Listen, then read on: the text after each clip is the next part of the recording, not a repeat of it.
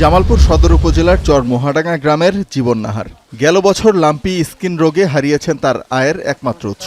এবছর ফের সেই একই রোগে আক্রান্ত হয়েছে জীবন নাহারের অন্য একটি গরু। এখন গরুর জীবন মৃত্যুর চিন্তায় দিশেহারা অবস্থা তার।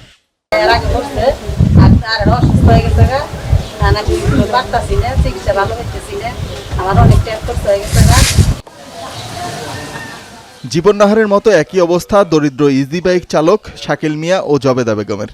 গরু লালন পালন করে পরিবারের আর্থিক সচ্ছলতা খোঁজা প্রান্তিক এই মানুষগুলো অনিশ্চয়তায় দিন পার করছেন। জামালপুরের বিভিন্ন এলাকায় প্রতিনিয়তই আক্রান্ত হচ্ছে নতুন নতুন গরু। ভাইরাস জনিত রোগের সংক্রমণে গরু নিয়ে বিপাকে তারা।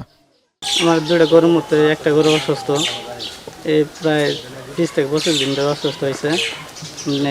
চিকিৎসা করতেছি, চিকিৎসা ফল ভালো পাচ্ছি না। 15-20 হাজার টাকা খরচ হয়ে গেছে। 1 মাস ধরে এই রোগটা দেখা দিছে।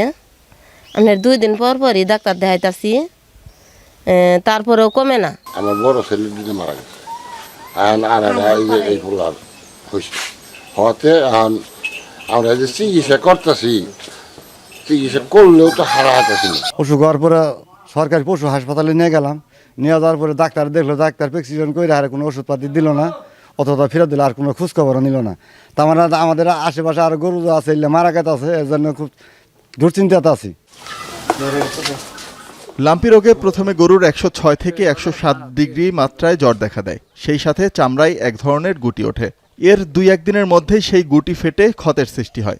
অনেক গরু পাইছি 100-এর উপরে, কিন্তু দেখা গেছে 20-30টার মতো মারা গেছে। মানে শতকরা আর কি 80টা ভালো হয়তো 20টা মারা যাইতেছে এরকম। লাম্পি ভাইরাসে আতঙ্কিত না হয়ে চিকিৎসক দেখানোর পরামর্শ জেলা প্রাণী সম্পদ কর্মকর্তার। বাছুর এবং কিছু দুর্বল গরু দেখা যাচ্ছে। আমরা খামারিদের এই লাম্পি স্কিনের ব্যাপারে সচেতনতামূলক পরামর্শ দিয়ে যাচ্ছে প্রাণী সম্পদ বিভাগ। আমরা লিফলেট বিতরণ, উঠান বৈঠক, বিভিন্ন প্রশিক্ষণের মাধ্যমে খামারিদের সচেতন করার চেষ্টা করছি। গেল 1 মাসে জামালপুরের 7 উপজেলায় লাম্পি রোগে আক্রান্ত হয়ে মারা গেছে বেশ কয়েকটি গরু। তবে তার সঠিক তথ্য জানা নেই জেলা প্রাণী সম্পদ অধিদপ্তরের।